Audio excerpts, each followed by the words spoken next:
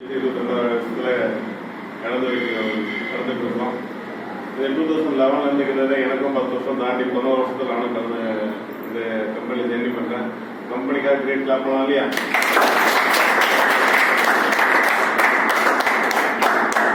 கண்டிப்பாக இந்த army journey போகும்போது படிப்பை விட்டுட்டேன். ஒன்லி ஆர்மிலேயே ஃபோக்கஸ் பண்ணலான்ட்டு இந்த மாதிரி போயிட்டு இருக்கும்போது தான் எனக்கு கிட்டத்தட்ட ஒரு 16 வருஷம் ஆர்மி சர்வீஸ் ஆகிட்டு இருக்கும்போது 2011 கம்பெனி அன்னோன் பார்ட்டியை பார்க்கறதுக்கு வாய்ப்பு கிடைச்சது. டெல்லி இப்போ வரும் பிப்ரவரி மாதம் கோவாவில் நடக்குது 22ஆம் வருஷம் செலிப்ரேஷன். அந்த மாதிரி 11 வருஷம் அன்னோன் பார்ட்டி செலிப்ரேஷன் பார்க்கும்போது பொண்ணுங்கெல்லாம் அந்த போலீஸ் சர்வீஸில் ஏறுவாங்க. பொண்ணுங்கெல்லாம் போலீஸ் சர்வீஸில் ஏறும்போது எனக்கு போராட்டி போட்டது. ஆகவே 14 வருஷம் சர்வீஸ் ஆகிருக்கு. 1 லட்ச ரூபாய் நான் ஒன்றா பார்த்ததே இல்லை. 1 லட்ச ரூபா ஒன்றா பார்க்கறது மிகப்பெரிய கேள்விக்குறி. ஏன்னா இப்போ எங்கள் சம்பளமே 10,000 12,000 அதுக்குள்ளதான். 15,000 டச் பண்ணல. 2011 என்னோட பேமெண்ட் 15,000 கிடையாதுங்க. ஆர்மியில் 94 நான் போகும்போது 75,000 ரூபா சம்பளத்துலேருந்து அந்த 12,000 அந்த மாதிரி ஆவரேஜில் தான் இருந்தது.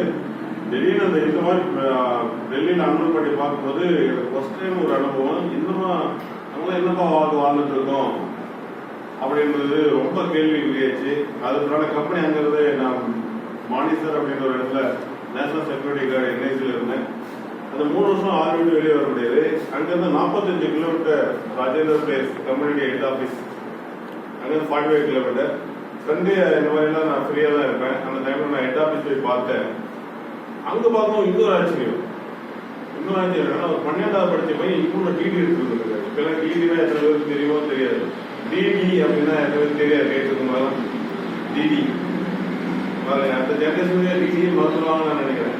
இப்பவே 70% டிடினா டிராப்ட். அதாவது இப்பெல்லாம் பணம் எல்லாமே நம்ம ஆன்லைன் டிரான்ஸ்லேஷன் ஆகிப்போச்சு. நீ ஏடிஎம் கார்டு கூட ஏடிஎம் எல்லாமே மூடிடுவாங்கன்னு நான் நினைக்கிறேன்.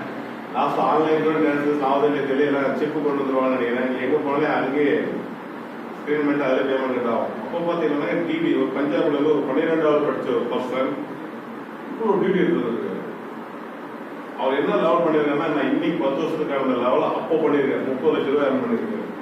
என்னால் அவருடைய பேச்சு, அவருடைய கம்யூனிகேஷன், ஒரு 12வது படிக்கிற பசங்க அவருடைய கம்யூனிகேஷன்லாம் பார்த்து நானும் மிரண்டு போயிட்டேன். இப்போ நம்மளும் எவ்வளோ பேங்கிறோம் கேட்டால் அங்கெல்லாம் சொல்லுவாங்க சவுத் இந்தியா தான் எஜுகேஷன்ல பெஸ்ட்டுவாங்க.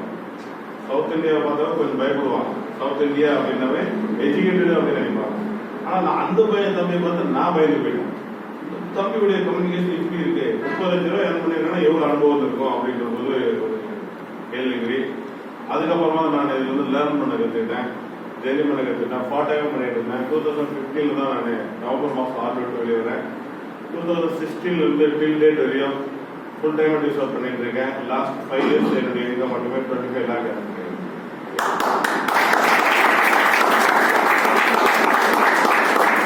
கண்டிப்பா இந்த ஆப்பர்ச்சுனிட்டி இன்னைக்கு கம்பெனி வந்து 22 வருஷம் சர்வீஸ் பண்ணும்போது ஹெல்த்தோட சேர்த்து கொடுக்குறாங்க. உங்களுக்கு டிவிட்டு இந்த ஒரு ப்ராடக்ட் கொடுக்குறாங்க. உங்களுக்கு அதை ஃப்ரீயாக கொடுக்குறாங்க. நீங்கள் எஜுகேஷனோட ஃப்ரீயாக நீங்கள் எடுத்துக்கலாம். ஓகே, கண்டிப்பாக அதில் நிறைய விஷயங்கள் இருக்குது. ஏன்னா இப்போ ஹெல்த்தை பற்றி நிறைய ஃபோக்கஸ் பண்ணுறாங்க. ஏன்னா நிறைய பேருக்கு வைட்டமின் ப்ராப்ளம் நிறைய இப்போ பார்த்தீங்கன்னா டைஃபாய்டு காய்ச்சல் மாதிரி வந்துட்டு நிறைய உடம்பு சரியில்லாமல் ஆகிடுறாங்க. என்ன காரணம் எல்லாமே உடம்புல ரத்தம் இல்லைன்றாங்க, வைட்டமின்ஸ் இல்லைன்றாங்க, நிறைய ப்ராப்ளம். அதனால ஹெல்த்தை கொடுக்குறாங்க. அதுக்காக கம்பெனியாக கிரேட் சாப்பிடலாம். Most welcome. இன்னைக்கு நான் ஹிஸ்டரியை சொல்றதை விட சில விஷயங்கள் நம்ம கத்துக்கலாமே. அது ரெடி? கோஆபரேட் பண்றீங்களா? என்ன சரியா? தமிழ்ல தான் வரும், படிக்கலாம். ஓகே, பசங்க என்ன செய்யறாரு ஒருத்தர் அவர் தானே என்ன சொல்ல பாருங்க. நமக்கு தீமை செய்தவரை தண்டிக்கும் வழி என்னது? அவர் வெட்டப்படும்படி அவருக்கு நன்மையை செய்து அவர் செய்த தீமையையும் நாம் செய்த நன்மையையும், புரிதலீங்களா? நாம் செய்த நன்மையையும் மறந்துவிடுவது. அந்த நன்னால் இந்த கமிட் பண்ணிக்கலாமா? நன்னால் செய்தாரு ஒருத்தர் அவர் அதாவது நமக்கு தீமை செய்தவரை தண்டிக்கும் வழி. எல்லாருக்கும் தமிழ் தானே? சந்தோஷம் தவிர நமக்கு அது இங்கிலீஷ்ல இருக்கு. ஓகே, நமக்கு தீமை செய்தவரை தண்டிக்கும் வழி அவர் வெட்கப்படும்படி அவருக்கு நன்மை செய்து அவர் செய்த நன்மையையும் அவர் செய்த தீமையையும் அவர் செய்த நன்மையையும் நாம் மறந்து விடுவது. ஓகே ஓகே, தேங்க்யூ சொல்லி. இந்த பிரதாப் அப்படின்றவங்க எத்தனை தெரியும்? பத்திரிகையில என்ன பிரதாப் அப்படியே படிக்கலாம். இவர் என்ன செஞ்சாரு? இவர் சொல்றாங்க, இந்த பையன் வயது 21 தான் ஆகிறது. ஒரு மாதத்துக்கு குறைந்தது 28 நாட்கள். 28 நாள் விமானத்திலேயே வெளிநாட்டு பயணம் செய்யறாரு. விமானத்திலேயே இருக்கான். ஒரு மாசம் எத்தனை நாள்ல 28 நாட்கள் திரும்ப போகுது. இன்னும் வந்துருக்கீங்களா? அதுக்கு சேர தான் கொடுக்கும். ஒன்றும் செல்லுவாங்க. நீங்க எழுத்து சொல்றேன். அப்படி கவனிங்க. கூட சேர்ந்து படிங்க. நீ சேர்ந்து படிச்சா உங்களுக்கு என்ன ஆகாது? சோர்வு வராது. ஓகே, நான் படிக்க நீங்களும் சேர்ந்து படிங்க. ஏன்னா நீங்களும் படிக்கிறதுனா டைம் கொடுத்தாரு. ஓகே, இந்த பையனுக்கு வயது 21 தான் ஆகுது. ஒரு மாதத்துக்கு குறைந்தது மனசுல படிங்க. அப்ப 28 நாட்கள் விமானத்திலேயே வெளிநாட்டுக்கு பயணம் செய்கிறார். பிரான்சில் இருந்து அழைப்பு. மாதம் 16 லட்சம் தருகிறோம். 5 பெட்ரூம் வீடு தருகிறோம். 2 கோடி மதிப்புள்ள ஒரு கார் தருகிறோம். எங்கள் நாட்டிற்கு வந்து பணிபுரியுங்கள் என்று கெஞ்சுகின்றது. எது? பிரான்ஸ். ஓகேவா? நெக்ஸ்ட் பாத்தீங்கன்னா, ஆனால் மறுத்துவிட்டார். பிரதமர் இவரை அழைத்து உயரிய விருது அளித்து கௌரவித்துள்ளார். மற்றும் டிஃபென்ஸ் தேர்டோவில் இணைந்து அத்துறையை மேம்படுத்தும்படி கேட்டுள்ளார். கர்நாடகாவில் பிறந்த இவர் அப்படி என்னதான் சாதித்து விட்டார்? 21 வயசுல என்னதான் சாதிச்சிருக்காரு? Okay, next. அதாவது இது வந்து அவர் பார்க்கணும்னா இவர் சாதனை பற்றி 3 பாகம் பிரிக்கிறாங்க. ஓகே, ஃபர்ஸ்ட் ஆஃப் ஆல் என்ன பண்ணா, இவர் பிறந்தது கர்நாடகா மாநிலத்தில் கடைக்குடியில் உள்ள ஒரு சிறு கிராமம். ஓகேவா? தந்தைக்கு விவசாயம், மாத வருமானம் சுமார் 2000 ரூபாய். சிறு வயதிலேயே எலக்ட்ரானிக் மேல் விருப்பம். காலேஜ் படிப்பு +2 படித்துக் கொண்டே எலக்ட்ரானிக்ஸ் துறையில் இருந்த தாக்கத்திற்கும் அவர் தீனி கூட தவறவில்லை. உங்க பயன் நம்ம எழுதணும். +2 படிக்கும் போதே அவருடைய ட்ரீம் எலக்ட்ரானிக் துறையில சாதிக்கணும்ன்றது. படிப்புக்கு டிஸ்டர்ப் இல்லாம அந்த துறை என்ன பண்றாரு? படித்துக்கொண்டே கவனிக்கணும். படித்துக்கொண்டே எலக்ட்ரானிக் துறையில் இருந்த தாவீது தீனி போட. அது தீம்னு என்ன அர்த்தம்? அதை பத்தி பிராக்டிஸ் பண்றதுக்கு அவர் என்ன பண்ணல? போட தவறவில்லை. அது வந்து தவறவே கண்டினியூ அது பண்ணிட்டு இருக்காரு. இங்க கவனிப்பா தம்பி, நல்லா தமிழா போடுவா தெரியா? கணக்கு இப்படி தெரியும் போடுவது அதை படிச்சுக்கலாம். நான் படிக்கிறேன் படிச்சுக்கலாம். ஓகே, பக்கத்தில் உள்ள சைபர் கேப் இன்டர்நெட்டில், அதாவது நெட் சென்டரில் இன்டர்நெட் மூலமாக ட்ரோன் சம்பந்தமான தகவல்களை திரட்டி உள்ளதை பார்த்தால் மிகவும் விரும்பாக உள்ளது. ஓகேவா? நெக்ஸ்ட் பாருங்க. அதாவது இந்த வெப்சைட் எல்லாம் போய் வெப்சைட்ல படிக்கிறீங்களா? இந்த வெப்சைட்ல போய் அனைத்தையும் பிரித்து மேற்கொள்ளார். வெப்சைட் உள்ள போயிட்டு அத்தனையும் படிச்சு அதை பத்தி தெளிவா பிரிந்து மேற்கொள்ளார். நெக்ஸ்ட் பாருங்க. இந்த மாதிரி நீ ஃபர்ஸ்டே வந்தீங்கன்னா நெக்ஸ்ட் சொல்லுவா பாருங்க. சரி, கண்டினியூ பண்ணா புரியுது இல்லையா? பாருங்க, சயின்டிஸ்ட் அதாவது இமெயில் அதாவது அனுப்பி சந்தேகங்கள் இப்ப யாருக்காவது இதாக இருந்தாலும் அந்த துறையில யாரு இருக்காங்களோ அவங்க என்ன பண்ணுவாங்க? இமெயில் அனுப்புவாரு. சந்தேகம் இமெயில் அனுப்புவாரு. இமெயில் மூலமா பதில் கொடுப்பாரு. நெக்ஸ்ட் பாருங்க, கேட்டுக்காரு. அது 100 மெயிலுக்கு அனுப்பினால் $1 வருமா? 100 பேருக்கு அனுப்புறது எத்தனை பதில் கொடுக்குறாங்க? 100 பேருக்கு அனுப்பியிருக்காரு. அதே சாதனை. நெக்ஸ்ட் பாருங்க, அதுவும் கடந்த 2 வருடங்களாக இங்கிலீஷ் கற்றுக்கொள்ளவே ஆரம்பித்திருக்கிறார். என்ன கத்துக்கிறாரு? நெக்ஸ்ட் பாருங்க, இன்ஜினியரிங் காலேஜில் படிக்க ஆசை, ஆனால் பண வசதி இல்லை. ஆகையால் பிஎஸ்சி பிசிக்ஸ் எடுத்தார். பின் மைசூரில் பிஎஸ்சி 3வது வருடம் படிக்கும் போது ஹோட்டல் பேஸ் அதாவது ஹாஸ்டல் பேஸ் கட்ட முடியாமல் வெளியே துரத்தப்பட்டார்.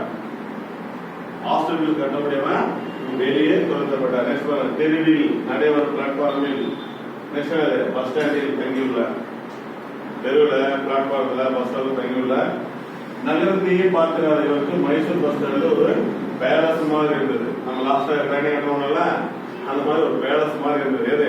மைசூர் பஸ் ஸ்டாண்ட் இருந்தது இருக்கிறார். அங்கு பப்ளிக் சைக்கிள் குறித்து வைத்து காலேஜ் படிப்பை தொடர்ந்து இருக்கிறார். Okay, next. அப்புறம் டியூஷன் எடுத்து அதில் வந்த வருமானத்தில் ₹20க்காக அதிகாலை 2 மணிக்கு எழுந்து 16 கிலோமீட்டர் கடந்து எவ்வளவு எத்தனை கிலோமீட்டர்? 16 கிலோமீட்டர் நடந்து எப்படியாவது ஒரு பறக்கும் மிஷினை குறைந்த செலவில் உருவாக்கிட வேண்டும் என தீவிரமாக எண்ணினார். புரியுதா? நெக்ஸ்ட் பாருங்க, அப்பொழுது அதன் மேல் ட்ரோன் என்பது கூட அவருக்கு தெரியாது. மேலே கேமரா போயிட்டு இருக்குல்ல, அது கண்டுபிடிச்சது தான். அது பேர் இதுதான் கூட அவருக்கு தெரியாது. ஓகே, நெக்ஸ்ட் பாருங்க, கூட தெரியாது. கோர்ஸ் எழுது பணம் கிடையாது என்ற காரணத்தினால் C++, Java, next Java core, Python இந்த மாதிரி பாருங்க போன்ற சாப்ட்வேர்களை எல்லாம் சுயமாக கற்று நம்ம இதுல எம்எஸ் வேர்ட் நிறைய பேர் கத்துக்க மாட்டோம். ரைட் தானே? எஸ்ஆர்மா என்னது ஆயத்துறை எஸ்ஆர்மா எம்எஸ் வேர்ட் கத்துக்கு டிஎம்ஓ என்னன்னா நிறைய பேர் தெரியாது. வாட் இஸ் டிஎம்ஓ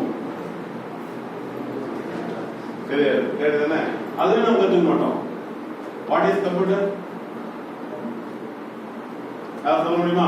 சொல்லுங்க. வாட் இஸ் கம்ப்யூட்டர் கத்துக்க மாட்டோம். ரைட் தானே? என்ன பண்ணி வாட் இஸ் கம்ப்யூட்டர் சிரிக்கலாம். பாரு எனக்கு தெரியாது சார். ரைட் தானே? கம்ப்யூட்டர் வந்து ஒரு எலக்ட்ரானிக் மெஷின் இல்லைன்னா எலக்ட்ரானிக் டிவைஸ். அதையும் நம்ம சொல்லி கொடுக்கும். பேசிக் நம்ம கத்துக்க மாட்டோம். ஆனா இவங்க என்ன கத்துக்க சுயமாக கற்று அவரை அனைத்திலும் தேர்ச்சி பெற்றார். பின் பாம்பே, விசாகப்பட்டினம் போன்ற ஊர்களில் மலைமலையாக குவிக்கப்பட்டிருந்த வேஸ்டேஜ், இது நம்மளாம் இந்த வேஸ்டேஜ் கொடுறாங்கல்ல, அது வேஸ்டேஜ் பூரா தேடி அலைந்தார். புரியுதுங்களா?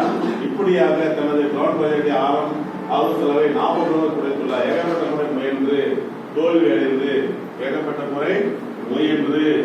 தோல்வி அடைந்து பின் மனம் தளராது தனது 80வது முயற்சியில் 80வது முயற்சியில் வெற்றி பெற்றார். அன்றுதானே பறப்பது போல இருந்தது என சந்தோஷம் கொள்கிறார். பாகம் 1 முடிஞ்சதா? பாகம் 2 எப்படி போயிட்டு பாருங்க. ஐஐடி நடத்தும் ஒரு ட்ரோன் காம்படிஷன் கலந்து கொள்வதற்கு அன்ரிசர்வ்டு கம்பார்ட்மெண்ட்ல 3 நாள் ரயிலில் டெல்லிக்கு பயணம் செய்கிறார். எத்தனை பேர் டெல்லிக்கு போயிருக்கீங்க? நீங்க என்ன போனீங்களா? டெல்லி தாஜ்மஹால் பவன் எந்த பேர் ஆசை இருக்கு? கண்டிப்பா ரியலி கண்டிப்பா பார்த்து வாய் படிக்கும். நம்ம எந்த விஷயம் இருக்கு? டெல்லிலாம் இருக்கு. கண்டிப்பா சாரெல்லாம் கிட்ட சொல்லுவாரு. ஓகே, எங்க போயிருந்தா டெல்லி எப்படி போயிருக்காரு? 3 நாள் பயணம். எதுக்கு போயிருக்காரு? ரொம்ப கஷ்டம் பாருங்க. நினைக்கிறேன் ட்ரெயின் பண்ணுவாங்க. ட்ரெயின்ல இருக்கும்போது இன்னும் ஜெர்னியே பண்ணல. ட்ரெயின்ல இருக்கும்போது ஜெர்னியே பண்ணல. பேசுறதுக்கு போகலாம் வாங்கலாம் பண்ணிருக்கீங்களா? சரியா? நீங்க போன அது பெரிய ட்ரெயின். அது எப்படி ஒரு அனுபவம் இருக்கு. ஓகே, எங்க வந்துதான் பயணம் செய்யலாம். சரியான ஷூ கிடையாது, சரியான ட்ரெஸ் கிடையாது. என்னது? சரியான ஷூ கிடையாது, சரியான. இந்தியாவில் பல்வேறு மாநிலங்கள் கலந்து கொண்ட அந்த போட்டியில் 2வது பரிசு கிடைக்கிறது. அவருக்கு உற்சாகம் வீட்டுக் கொள்கிறது. சார் நான் வண்டியில தான் வர மாட்டேன் அப்படின்னு சொல்ற காலத்துல தம்பி எப்படி போயிருக்க பாத்துருக்கேன். நெக்ஸ்ட் பாருங்க, ஜப்பானில் இதே மாதிரி ஒரு போட்டி நடக்கிறது, அதை கலந்து கொள்ளுங்களேன் என்று யாரோ சொல்றாங்க. அது காது கேக்குது, யாரோ சொல்ல அதுக்கான முயற்சியில் இறங்குகிறார். அந்த இடத்துல போனதுனால தம்பி இந்த மாதிரி ஜப்பான் போட்டி நடக்குது, அதுக்கு முயற்சி பண்ணுங்க, கலந்து கொள்ளுங்க சொல்றாங்க. நெக்ஸ்ட், அதற்கு பாஸ்போர்ட் விசா எல்லாம் வாங்க வேண்டும் என்பது கூட அவருக்கு தெரிந்திருக்கவில்லை. புரியுதா? நெக்ஸ்ட் பாருங்க, தன்னுடைய 10th + 2 மார்க் ஷீட்டை அடமானம் வைத்து கொஞ்சம் மெனப்பட்டிருக்கார். எதுக்காக? 10th ஓகேவா? நெக்ஸ்ட் பாருங்க, பல்வேறு நபர்கள் காலேஜ் ஃப்ரெண்ட்ஸ் நம்ம மாதிரி ஃப்ரெண்ட்ஸ் எல்லாம் இருக்காங்கல்ல, அவங்க முடிந்தவரை அவருக்கு இவருக்கு என்ன பண்றாங்க? கொஞ்சம் அவங்களால எவ்வளவு உதவ முடியும்? கொஞ்சம் தான் உதவ முடியும். Sir really? நெக்ஸ்ட் பாருங்க, ஒரு வழியாக தற்கால பாஸ்போர்ட் விசா எல்லாம் வாங்கிவிட்டார். தற்கால பாஸ்போர்ட் விசா என்ன பண்ணிட்டாரு? வாங்கிவிட்டார். நெக்ஸ்ட் பாருங்க, ஆனால் ஆணிவேரை அசைக்கிற மாதிரி ஒரு சம்பவம் நடந்தது. என்னது? ஜப்பானில் நடக்கும் போட்டியில் பங்கேற்க வேண்டும் என்றால் ஒரு ப்ரொபோசர் PhD-யிடம் இவரது ப்ராஜெக்ட் ரிப்போர்ட் எல்லாம் சமர்ப்பித்து அப்ரூவல் வாங்க வேண்டும். பாஸ்போர்ட் வாங்கதான் பெரிய தலைவலியா இருக்கு. ஆனா பாஸ்போர்ட் வாங்கிட்டாரு. அதை விட வேற என்ன ஒரு ப்ராப்ளம் வருது? ப்ரொபோசல் கிட்ட போயிட்டு சிக்னேச்சர் ஆகணும். அது என்ன பண்றாரு பாருங்க. அதற்கு சென்னைக்கு கிளம்புகிறார். எங்க வர்றாரு? மைசூர்ல இருந்து எங்க வர்றாரு? சென்னைக்கு வருகிறார். அப்ப சென்னைக்கு வருகிறார் பாருங்க. கையில் இருப்பது வெறும் 300 ரூபாய் தான். புண்ணியம் கட்டி கொண்டு சென்னையோ இவருக்கு புரியுது. ஒரு வழியாக ப்ரொபோசல் வீட்டை கண்டுபிடித்து கேட்டார். அவர் வீட்டில் இல்லை. தொடர்ந்து 4 நாட்களாக படையெடுக்கிறார். கையில் காசு கரைந்து கொண்டே இருக்கிறது. ப்ரொபோசல் வீட்டிலே இல்லைட்டாங்க. 4 நாளா தொடர்ந்து போறோம். கையில் இருக்கிற காசுல என்ன ஆகுது? செலவாகுது. கிடையாதுதானே? பப்ளிக் டாய்லெட் துணியை துவைத்து எங்க சென்னையில பப்ளிக் டாய்லெட் துணியை துவைத்து ஒரே ஒரு ட்ரெஸ் தான் கைவசம். எத்தனை ட்ரெஸ் இருக்கு? ஒத்த ட்ரெஸ். ஒரே ஒரு ட்ரெஸ் தான் கைவசம். அதை தான் துவைத்து மறுநாள் உடுத்த வேண்டும். ஒரு ட்ரெஸ் தான் பா சென்னையில கேட்டுதானே. அப்போ உடுத்த வேண்டும். சென்ட்ரல் ரயில்வே ஸ்டேஷன் பிளாட்ஃபார்ம் உறங்கி ரயில்வே ஸ்டேஷன் சென்னை சென்ட்ரல் எத்தனை பேர் பார்க்கல? கை தூங்க. இவ்வளவு பேர் இருக்கீங்களா? பெரிய பிளாட்ஃபார்ம் கடல் மாதிரி அது சரியா? அந்த இடத்துல எவன் வந்து எப்படி தூக்கி போறான்னு நமக்கு தெரியாது. அந்த இடத்துல தூக்கி மனுஷன் பாருங்க. சென்ட்ரல் ரயில்வே ஸ்டேஷன் பிளாட்ஃபார்ம் உறங்கி இப்படி போகிறது அவருடைய வாழ்க்கை. அடுத்த கட்டம் பாருங்க. கடைசியாக ப்ரொபோசலை சந்திக்கிறார். ஓகேவா? நெக்ஸ்ட் ப்ராஜெக்ட் ரிப்போர்ட்டை பார்த்த அந்த ப்ரொபோசர் புண்ணியம் கட்டிக் கொள்கிறார். நீயும் பிஎஸ்சி ஆர்ட்ஸ் குரூப். அவர் என்ன படிச்சிருக்காரு? BSc arts group. உன் படிப்புக்கும் நீ பண்ற இந்த ப்ராஜெக்ட் என்ன சம்பந்தம் கேட்கிறாரு? நீ பண்றதுக்கும் இதுக்கு என்ன சம்பந்தம் கேட்கிறாரு? நெக்ஸ்ட் பாருங்க. கையெழுத்து போட மருத்துவ இருக்கிற நீ என்ன பண்ணுவ? தூக்கி சொல்லுதானே. நீ என்ன பண்ணுவ? கையெழுத்து போடலாம் போடா நீயா தூக்கி என்ன தம்பி எடுத்துன தூக்கி சொல்லவே இல்லையா? அதனால என்ன பண்றாரு பாருங்க. கையெழுத்து போடுறது மருத்துவ மறுபடியும் பேக் டு ஸ்கொயர் ஒன். கொஞ்சம் பேர் பாதியில் இருக்கிறது. ரொம்ப ஃபீல் பண்றாரு. நெக்ஸ்ட் பாருங்க. அதையும் ரெடி பண்ண வேண்டும். அந்த ஜப்பானுக்கு போனோம்னா அந்த ப்ராஜெக்ட் என்ன பண்ணணும்? கொரோனாவை ரெடி பண்ணணும். அது வேற டென்ஷன் ஒரு பக்கம். இன்னும் ரெடி பண்ணாம இருக்காரு. இதுக்கே அழைச்சிட்டு இருக்காரு. பாஸ்போர்ட் கொஞ்ச நாள் அழைச்சாரு. இப்ப கையெழுத்து அழைக்கிறார். அது ஒரு டென்ஷன். நெக்ஸ்ட் பாருங்க என்னது?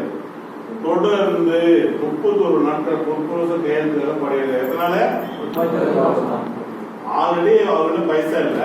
ஆல்ரெடி பிளாட்ஃபார்ம் துணி வச்சிருக்காரு. இன்னும் எத்தனை நாள் தொடர்ந்து போறாரு வீட்டுக்கு? எத்தனை நாள்? 31 நிமிஷம் இல்லப்பா, 31 மணி நேரம் இல்லப்பா. எவ்வளவு நேரம்ப்பா? நீ ஒரு நாள் எங்கன்னா ஒரு நாள் போயிட்டு தங்க முடியுது உங்களால? சார் நான் 2 days எந்த சப்போர்ட் இல்லாம தங்கி இருக்கு சார் அப்படின்னு எத்தனை பேரு? எந்த சப்போர்ட் இல்லாம எங்க தங்கி அனுபவம் சொல்ல போறோம். கடையில வேலை செஞ்சுட்டேன். அவருக்கு எனக்கு பிரச்சனை ஆயிடுச்சு. அப்பா அம்மா சென்னையில் தான் இருக்காங்க. அவங்க சொல்ல முடியல. அந்த பெருமுடி ரயில்வே ஸ்டேஷன் இருக்குல்ல, அங்கதான் இருந்தேன். டீ கடைக்கும் போல அது அனுபவம் எப்படி இருந்து சொல்லுங்க. கொசு கடியில சாப்பாடு எல்லாமே கொசு கடி. அதாவது மார்க்கெட் வேலைக்கு போனேன். மார்க்கெட்டுக்கு வந்து ஒரு 2 நாள் அங்க மார்க்கெட்டுக்கு போனேன். ஆமா, சாப்பாடு கூட அங்கே காசு இல்லை. ஊருக்கு போகணும்னு நினைச்சாலும் காசு இல்லை. மார்க்கெட்டுக்கு வேலைக்கு போனேன். இந்த கலவரம் இந்த வேலையும் எல்லா வேலையும் போவோம். போனேன். ஒரே ஒரு நாள் தான் செஞ்சேன். காசு கொடுத்தா வாங்கி வந்து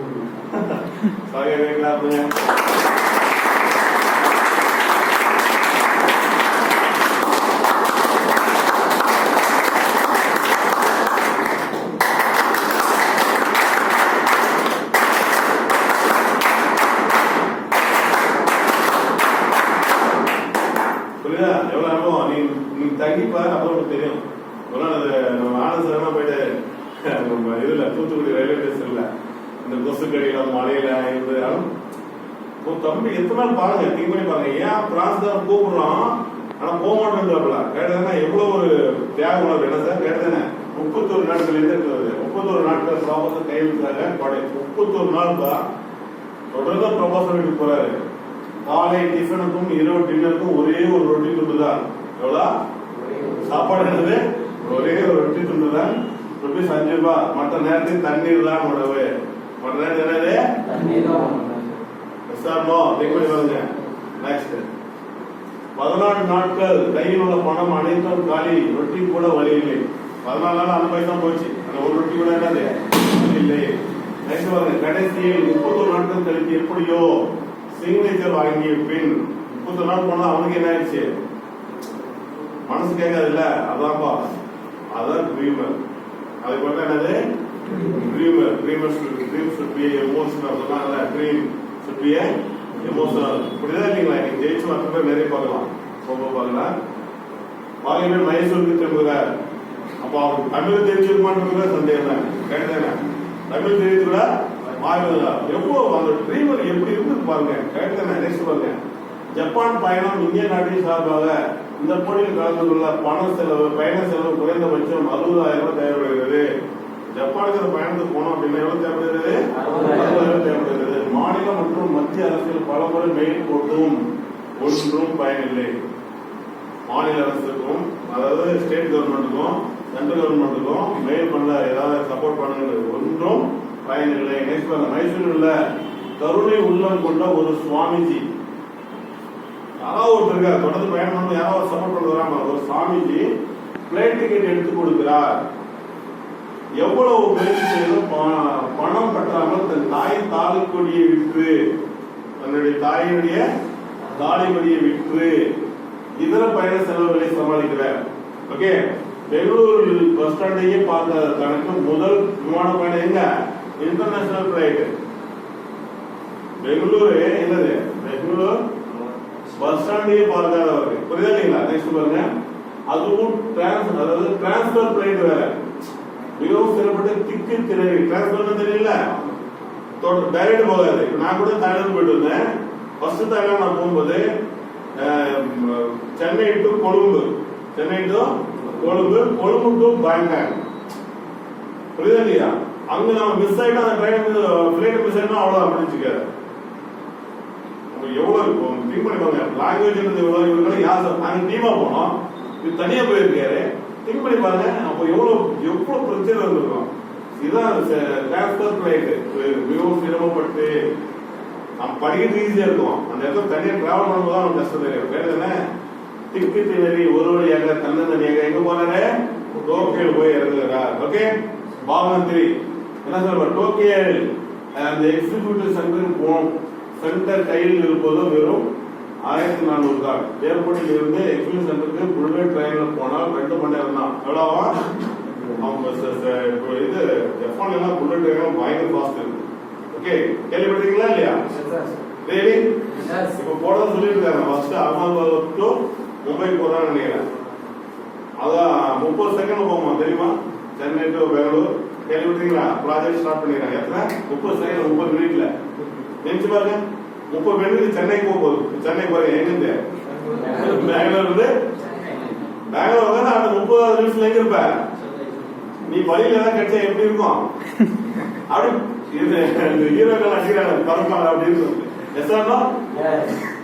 அந்த இது வந்து இங்க வந்துருச்சு. இன்னும்